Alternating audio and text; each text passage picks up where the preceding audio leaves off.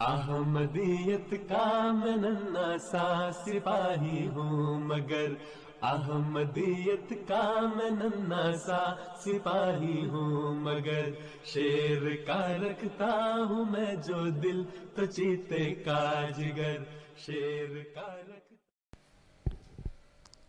Assalamualaikum warahmatullahi wabarakatuh. Asyhadu an la ilaha illallah wahdahu la syarikalah wa asyhadu anna Muhammadan abduhu wa rasuluh amma ba'du. A'udzu billahi minasyaitonir rajim. Bismillahirrahmanirrahim. Hadirin bapak-bapak, ibu-ibu yang berbahagia, pada kesempatan ini saya akan menyampaikan daras Ramadan yang berjudul Salat Berjamaah. Salat merupakan pokok-pokok agama yang disepakati oleh semua agama di dunia. Sesuai dengan ajaran Al-Quranul Karim, tiada nabi datang ke dunia yang tidak mengajarkan salat dan juga ibadah. Di dalam Al-Quran diterangkan bahwa Nabi Ibrahim alaihissalam, Nabi Musa alaihissalam, Nabi Harun alaihissalam, Nabi Isa alaihissalam, semua nabi diutus, dibangkitkan ke dunia ini, mereka mengajarkan ibadah dan juga sholat. Allah Subhanahu wa Ta'ala memerintahkan kepada junjungan kita Nabi Agung Muhammad Mustafa sallallahu alaihi wasallam di dalam firman-Nya, A'udzubillahi minasyaitonirrajim, wa'mur ahlaka bis-shalah wastabir 'alaiha. Dan perintahkanlah keluargamu untuk salat dan senantiasalah tegak atasnya. Kemudian Allah Subhanahu wa Ta'ala juga memerintahkan supaya Rasulullah SAW menyampaikan kepada orang-orang yang beriman dalam firman-Nya, A'udzubillahi minasyaitonirrajim, Qul li ibadiyalladzina amanu yuqimus sholata. Katakanlah kepada hamba-hambaku yang beriman supaya mereka mendirikan sholat. Di dalam Al-Quran terdapat 67 kata as-sholat. Alasan pengulangan sebanyak itu tidak berarti sia-sia, karena ini bukan pengulangan biasa, bahkan ada penekanan dan anjuran. Beberapa kali dan beberapa tempat, Allah Ta'ala menggunakan kata as-sholat disertai kata aqoma dan yuqimu. Di dalam awal surah Al-Baqarah, Allah Subhanahu wa Ta'ala juga firmankan, A'udzubillahi minasyaitonirrajim, Dzalikal kitabu la raiba fihi hudal lil muttaqin alladzina yu'minuna bil ghaibi wa yuqimunas shalah wa mimma razaqnahum yunfikun. Hadrat Muslim Maud radhiyallahu anhu mengartikan yuqimunas sholata sebagai berikut. Yang pertama, mereka menunaikan sholat dengan dawam. Yang kedua, mereka menunaikan sholat dengan syarat-syarat lahiriahnya. Yang ketiga, mereka tidak membiarkan sholat terjatuh. Keempat, mereka terus sholat dan menganjurkan orang lain sholat. Yang kelima, mereka menunaikan sholat berjamaah dan menganjurkan orang lain sholat berjamaah. Di dalam sebuah hadis terdapat riwayat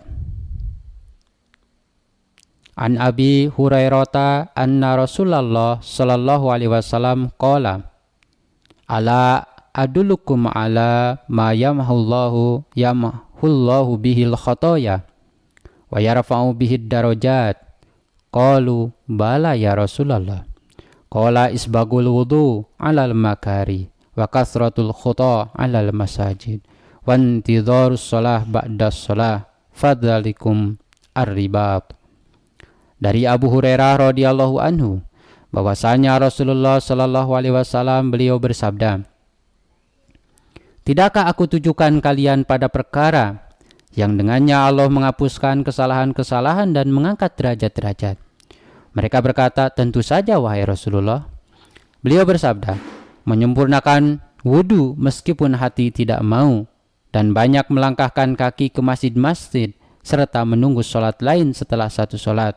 Inilah yang disebut dengan ribat.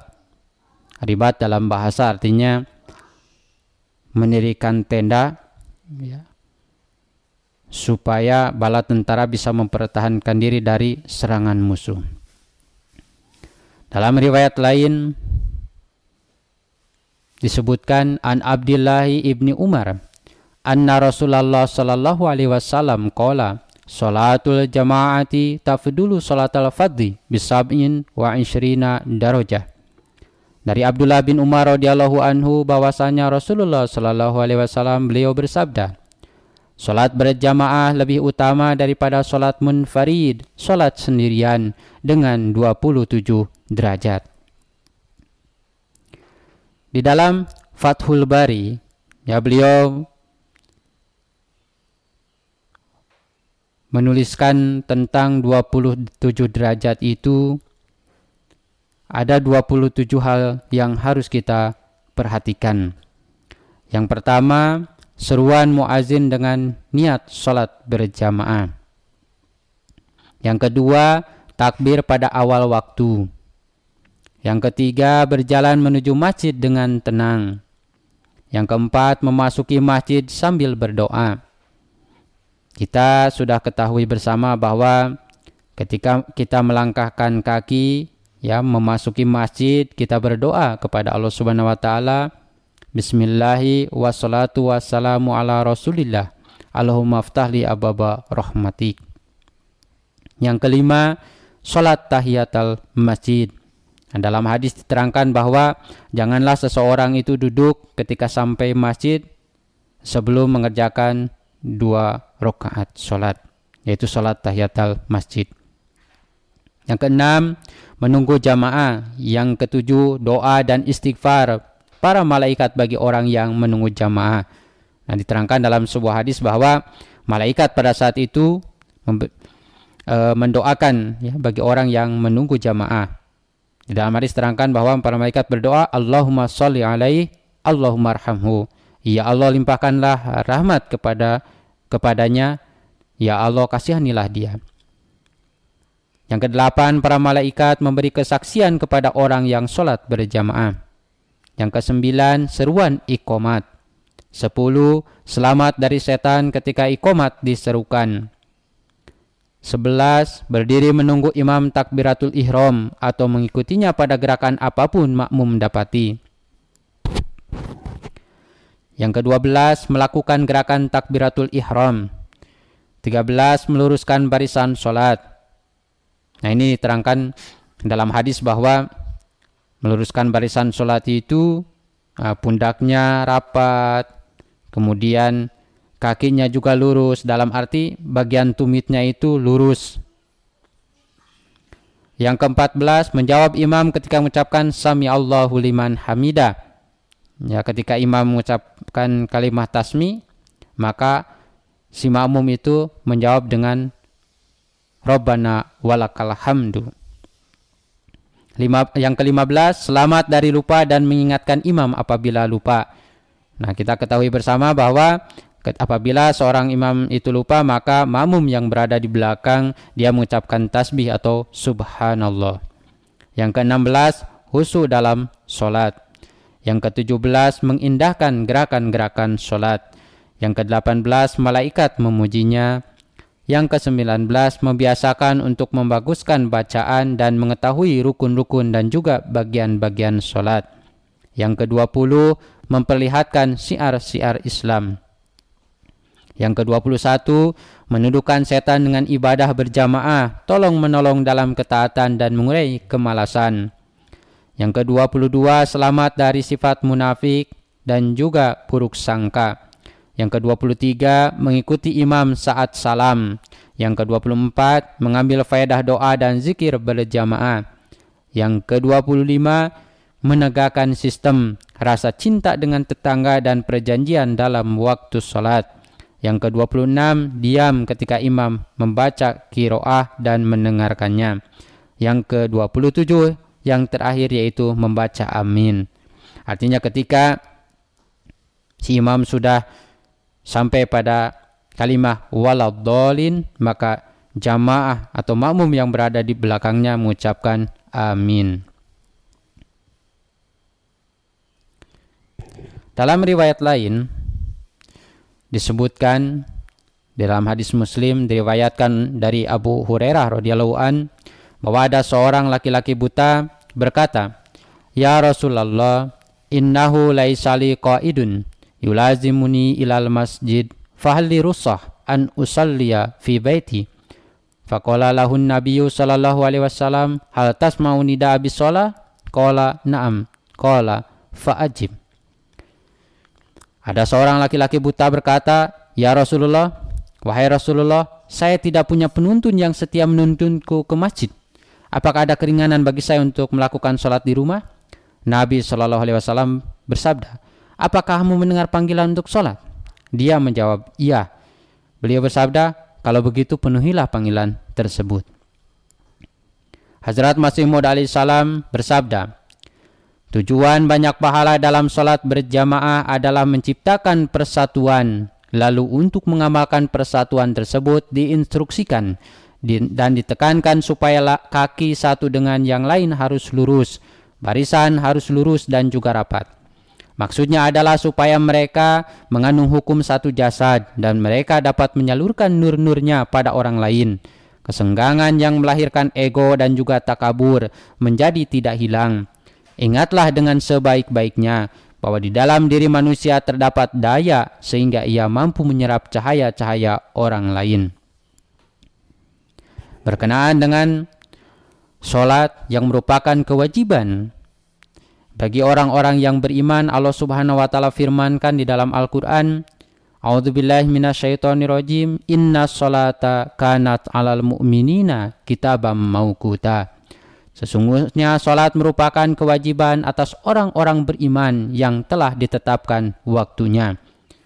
Dan disebutkan di dalam sebuah hadis bahwa ada seorang sahabat yang bertanya kepada Rasulullah SAW, "Ayul a'mali ahabu ilallah?" Amalan apakah yang paling dicintai Allah? Rasulullah SAW bersabda, "As-salatu ala waktiha." Salat pada waktunya. Hadrat Muslih Maud radhiyallahu taala anhu, beliau menulis di dalam tafsir kabirnya, dimaklumi bahwa sholat berjamaah termasuk di antara pokok-pokok agama yang penting. Bahkan dengan menyaksikan ayat-ayat Al-Quranul Karim bahwa sholat kapanpun diterangkan perintah sholat, itu diterangkan dalam lafaz-lafaz sholat berjamaah. Dapat disimpulkan dengan jelas bahwa sholat ditunaikan ketika dilakukan secara berjamaah. Di tempat lain, ya, di dalam tafsir beliau bersabda, "Menurut pengalaman saya tidak melihat perkara yang lebih berpengaruh pada kebajikan melebihi sholat berjamaah." Hadrat Khalifatul Masih Ar-Rabi rahimahullah, beliau bersabda pada kesempatan Jalsah Salanah tahun 1972, "Hendaklah diketahui bahwa mafhum pertama aqimus sholata adalah tunaikanlah sholat dengan berjamaah. Inilah sebabnya bahwa di beberapa tempat firman berkaitan dengan qiyamus sholat menggunakan bentuk jamak. Semua orang Islam diperintahkan untuk menegakkan sholat berjamaah. Bila ini bukan keharusan, tidak perlu juga bangun masjid-masjid. Tidak perlu diulang-ulang dalam azan, hayya 'alas shalah, hayya 'alal falah." Beliau juga bersabda, pada hakikatnya menegakkan sholat berjamaah dan memakmurkan masjid-masjid termasuk dalam hakikat qiyamus sholat. Terbukti dari sabda-sabda dan sunnah Rasulullah Sallallahu Alaihi Wasallam bahwa tidak diizinkan bagi mukmin laki-laki tidak hadir dari sholat berjamaah tanpa alasan syariat. Ditetapkan Rasulullah SAW bahwa bagi orang-orang yang tidak hadir sholat isya dan subuh sebagai orang munafik. Ini terangkan dalam hadisnya. Sampai-sampai disabdakan bahwa jika ada izin, aku akan pikul kayu bakar dan aku keliling ke rumah-rumah serta kubakar rumah-rumah mereka. Berkenaan dengan pentingnya sholat, Hazrat Masih Maud alaihissalam menerangkan dalam sabda beliau, sesungguhnya sholat yang dilaksanakan 5 kali juga di dalamnya mengandung isyarat bahwa seorang insan selama tidak memelihara sholatnya dari kecenderungan-kecenderungan dan pemikiran psikologis, maka selamanya tidak dianggap sebagai sholat yang hakiki. Sesungguhnya sholat itu tidak berarti hanya berupa beberapa gerakan-gerakan sholat dan pelaksanaannya saja sebagai suatu ritual keagamaan. Sama sekali bukan.